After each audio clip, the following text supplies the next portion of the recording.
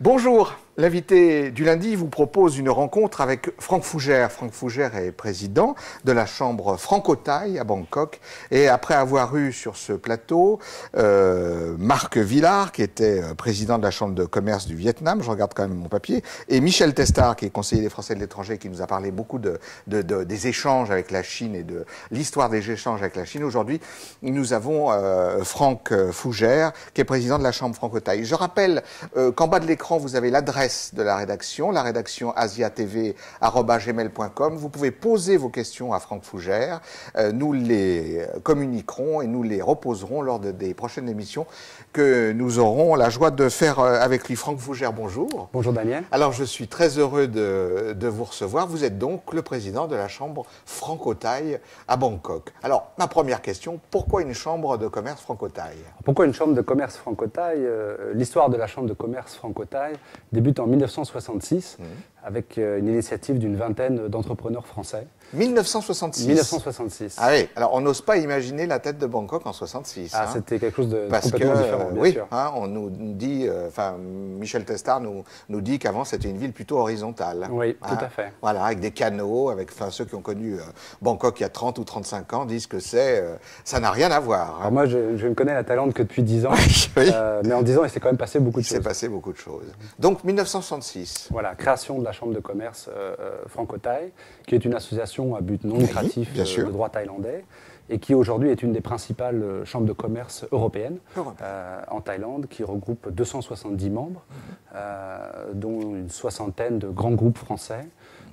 J'allais dire, c'est presque la totalité des entreprises françaises en Thaïlande, puisqu'on estime à 300 sociétés françaises le nombre de sociétés françaises installées en Thaïlande, présentes en Thaïlande. Elles sont présentes, elles sont sur le marché de la Thaïlande ou elles sont sur le marché asiatique? Elles sont sur le marché thaïlandais et pour certaines, bien entendu, implantées dans d'autres pays, même si la Thaïlande reste en ASEAN, après Singapour, le deuxième pays de destination des entreprises françaises. Très bien.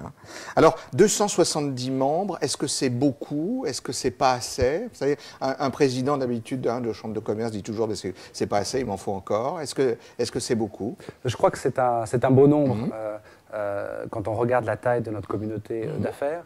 Ce qui est particulièrement encourageant, c'est une chambre qui regroupe à la fois des PME et des grands groupes, donc avec un éventail très large de membres. Et puis c'est une chambre assez jeune, très dynamique, qui organise une cinquantaine d'événements par an. Quand vous dites c'est une chambre très jeune, vous voulez dire quoi? Je veux dire jeune dans son état d'esprit. D'accord. Il y a quelques années, l'image que les gens se faisaient d'une chambre de commerce, c'était une amicale du 14 juillet pour organiser quelques événements festifs. La suppression déjà des subventions, il faut le dire, nous a forcé à développer une gamme de services très importante pour les investisseurs potentiels en Thaïlande, mais également pour la communauté d'affaires présente en Thaïlande. Parce qu'à un moment donné, on vous a coupé les subventions quand même. Oui, vous dites ça au passage. Ça a été progressif, mais aujourd'hui, la Chambre vit des revenus qu'elle génère par ces événements et pour un tiers de ses cotisations, des cotisations des membres. D'accord, d'accord. Donc vous êtes vous-même déjà dans une espèce de mouvement dynamique. Vous n'attendez pas des pouvoirs publics qu'on vous arrose absolument pas. Ouais. Non, c'est une attitude intéressante. Et ça, depuis combien d'années? Et ça, depuis des dizaines d'années, mais les subventions, fort heureusement, étaient présentes jusqu'il y a encore quelques années. Alors, est-ce que vos adhérents sont heureux? C'est-à-dire, est-ce qu'à la Chambre de commerce franco-thaï, ils trouvent... D'abord, qu'est-ce qu'ils trouvent? Alors, ils trouvent déjà la voix de la communauté d'affaires de Bangkok. C'est d'abord un forum où on peut échanger sur le cadre des affaires, le cadre juridique, le cadre économique. C'est important. C'est très important, parce qu'en fait, même lorsqu'on est en Thaïlande depuis longtemps, on trouve encore utile, entre Français, d'échanger de l'information. Et contrairement à d'autres nationalités, les Français ont souvent la réputation de faire un peu bande à part, Pour paraphraser Paul Dumont, que vous avez eu il y a quelques temps, il disait quand 3 Français se retrouvent à l'étranger, ils créent 3 partis politiques. Et quand 3 Japonais se retrouvent à l'étranger, ils créent une entreprise ou une chambre de commerce. Voilà.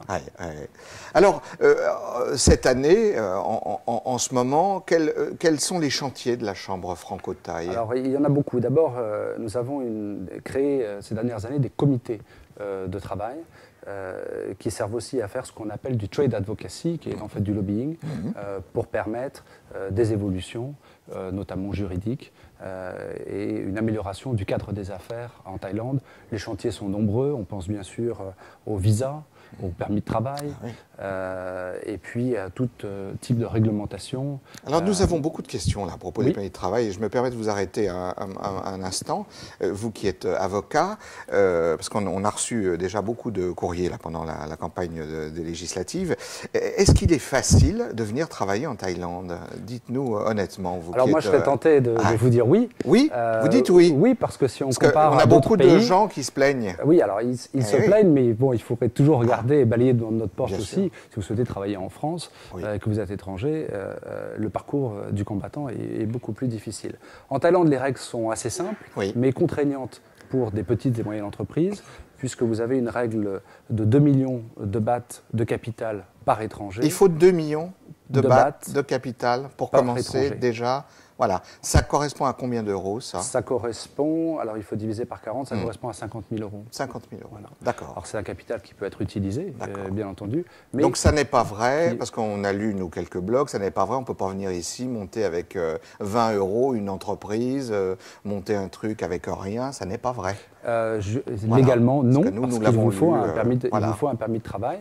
Alors il y a différents régimes dérogatoires, on ne va pas rentrer dans le détail, bien sûr. Mais la règle c'est 2 millions de bahts de capital par étranger, et puis 4 employés thaïs par employé étranger. Pour quelle raison dans une société. Je crois que c'est une raison patriotique, pour protéger l'emploi des Thaïlandais, et puis finalement, ça a un sens parce que lorsqu'on vient en Thaïlande, on bénéficie d'un cadre d'affaires assez souple, très accueillant. Vous voulez dire quoi, c'est souple? Il y a une très grande disponibilité. Nous connaissons des promoteurs immobiliers qui nous disent, à propos de souplesse, ils nous disent que c'est peut-être un peu étrange et qu'il faut s'adapter beaucoup. Oui. Vous dites souple. Moi, je trouve que c'est un pays qui est particulièrement accueillant, souple. L'administration thaïlandaise est une administration avec ses aléas. Bien sûr. Mais il n'y a pas de problème qui ne trouve pas de solution. D'accord. On trouve toujours une solution. On peut trouver des solutions. D'accord. D'accord. C'est votre expérience en Thaïlande qui vous fait dire ça?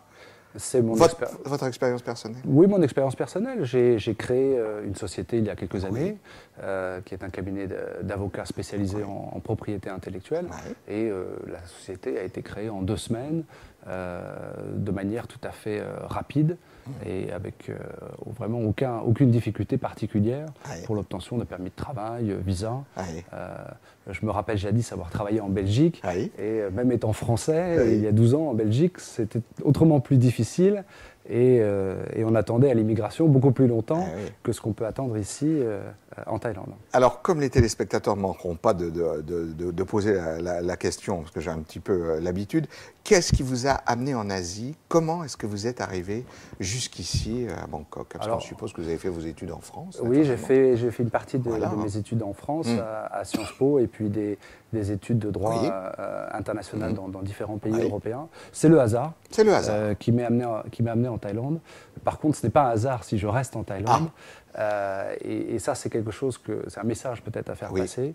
Je crois que c'est un pays qui offre d'énormes opportunités, notamment pour de jeunes investisseurs.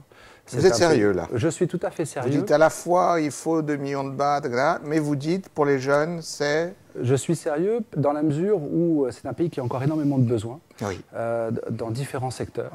Et où le savoir-faire étranger, la compétence étrangère peut être une réelle valeur ajoutée dans ce pays. Pour ce qui me concerne, ça a été une compétence juridique dans un domaine assez nouveau en Thaïlande, qui est la lutte contre la contrefaçon.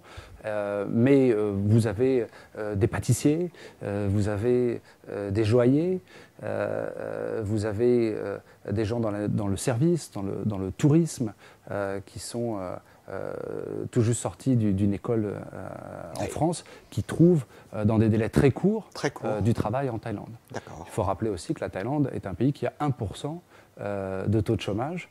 1%. Et donc un pays qui offre évidemment des débouchés pour les jeunes diplômés. Nous avons beaucoup, je profite, vous êtes président d'une chambre franco-thaï, hein, donc on parle d'économie. On a reçu beaucoup de mails sur l'adresse de la rédaction. Les Européens sont un peu inquiets de la baisse de l'euro. Qu'est-ce que vous dites, vous, de cette baisse de l'euro? Est-ce que vous pensez que c'est vraiment bon, la panique, comme certains peuvent nous l'écrire, ou est-ce que bon, il est normal que les monnaies fluctuent et que... Qu'est-ce que le président de la Chambre franco-thaï nous dit? C'est une question peut-être plus à poser à des économistes. Bon, nous, je crois qu'il y a deux types de situations. Il y a évidemment les sociétés qui font du commerce avec la France. Elles deviennent plus compétitives, l'euro, voilà, qui peuvent bénéficier, tout dépend de quel côté vous vous trouvez.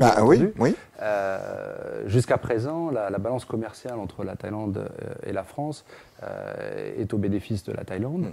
Alors pour nos membres, qui sont quand même essentiellement des sociétés ayant une activité locale en Thaïlande, pour la plupart d'entre elles, des questions locales comme l'augmentation du salaire minimum à 300 bahts ou les contre-coups politiques ou les inondations vont avoir des impacts beaucoup plus importants, sauf bien entendu pour les sociétés qui sont tournées vers un marché à l'exportation. Franck Fougère, je vous remercie d'avoir répondu à toutes nos questions. J'espère vous réinviter sur le plateau d'Asia Télévision pour certainement les questions que nous allons recevoir. Je rappelle l'adresse de la rédaction qui est au bas de l'écran, la rédaction asiatv@gmail.com. L'invité du lundi se termine. La semaine prochaine, nous aurons un autre invité. À bientôt.